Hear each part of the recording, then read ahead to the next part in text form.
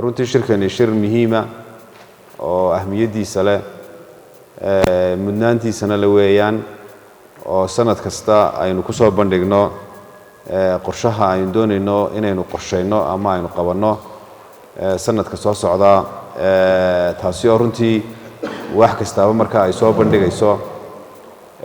qorshihii gaarka ahaa ee ay lahayd kadibna aynu isku geynayno oo ay noqonayso waxyihii marka la isku geeyo qorshihii guud ee hay'adda shaqaaluhu marka uu ka dhalanayay marka runtii inaynu maanta shirka qodobadaasi ku faaqidno oo ay noqdaan kuwa runtii ka yimaada xaggiina markaan xaggiina leeyahay waxaan u jeedaa waaxyaha iyo xafiisyadaba kadibna wixii talo ah ay ku daraan markaa shaqaale weynaha inta kale agaasimayaashu horeeyaan guddida ama maamulka sare ee hay'ad shaqaaluhu ku jiraan in markaa dib runtii haddana la iskugu geeyo mid keliyaato oo kaasi uu noqonayo ka markaa lagu shaqaynaya sanadkan 2 maalmood buu noo socon doonaa maanta iyo berri toole maanta iyo berri markaa waxaan rajaynayaa insha Allah inuu ka soo bixi doono warbixin iyo qorshe dhammaystiran oo runtii tafatran oo lagu shaqayn karo sanadka soo socda taasi oo rajaynayo in taageerada shaqaalaha iyo agaasimayaasha iyo madaxafiisyaduba runtii ay noqon doonto mid ay ku darsadaan aragtiyahooda iyo qorshayaashoodaba mar labaad iyo mar saddexaad nuxurku wuxuu noqonayaa runtii anigoo ku faraxsan in wax kastaaba kulley waxay ka soo shaqaynaysay hawshan muddo waxay soo waday waqti qorshahani sidii uu mar dhali lahaa runtii aynu ka fikiraynay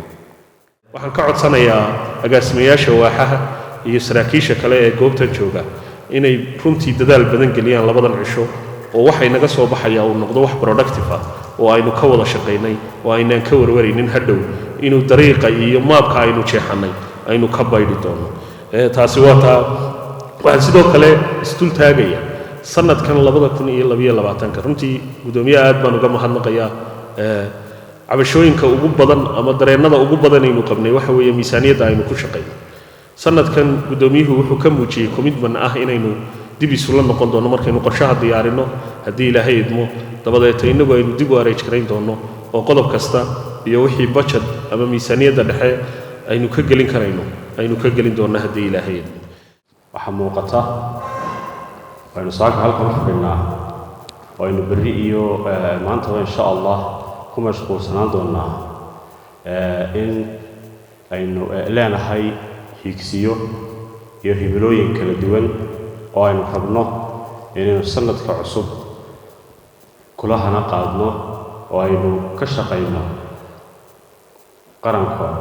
qaybtii aynu uga igmanayn qorshaha la sameeyo 100% fulo oo fulintiisu ay muhiim tahay ayaa aad iyo aad u qurux badan taasina waxay ku xiran tahay shakhsiyan sida aan qabo anigu laba qodob oo aad iyo aad u muhiim waa qodobka koowaad ka go'naanshiyaha dhammaan iyo isku duubnida hay'adda shaqaalaha dawladda laga bilaabo gudoomiyaha ilaa iyo madaxafiiseedka shaqada gacanta ku haya haddii aan intaasi dhicin qorshaha quruxda badan leh ee la isku soo hawlay inana aynu halkan u fadhinaay hirgeli maayo waxaa kaloo ku jira oo qodobka labaad ee aad u muhiimka ah in loo helo miisaaniyad anigu waxaan awoodda saari lahaa horta marka hore ku mahadsan yihiin tiimka qorsheynta cabdiraxmaan hogaaminayo hawsha planning sanadkan waa sanadkii labaad baan jeclahay aynu qorshe sameeyno marka in sidan oo kale ay dhacdo aad baan u ogaadinaynaa annaguna waa la shaqeynaa haddii ilaahay ka dhigo wuxuun baan ku dari lahaa waa qorshe waa la samayn karayaa marka taladan bixinayo waxa weeye hadii goor qorshayaasha waa la sameeyaa laakiin waxa caqabada ka jirta fulinta marka la fulinayo sida ku cad warbixintan imika cabdiraxmaan inasiye si loo fuliyo sanadkii imika dhamaaday caqabado dhowr ayay la kulmeen oo ku mahadsan yihiin tiimka inay nala wadaagaan runtii farxad bay tahay maanta inaan halkan aynu ku kulanno kula falanqeyno kulan aad iyo aad u muhiim ah oo sanadkiiba hal mar dhaca kaasoo aynu ku dejinno qorshaha sanadka soo socda ay ku shaqayn doonto hay'adda shaqaalaha. aad iyo aad buu runtii kulankani muhiimadiisa u leeyahay waana howlqabad aad iyo aad u wanaagsan oo la-aantii aanay wax badan suurtogelaynin maadaama oo runtii nolosha amaba shaqadu ay ka bilaabanto qorshaha haddii uusan jirin qorshe la higsanayo oo la fulinayo runtii micnaheed waxa weeyaan dee shaqo ma jirto marka waxaan bogaadinayaa waaxda planninka runtii soo agaasintay kulankan aadka iyo aadka u qiimaha badan.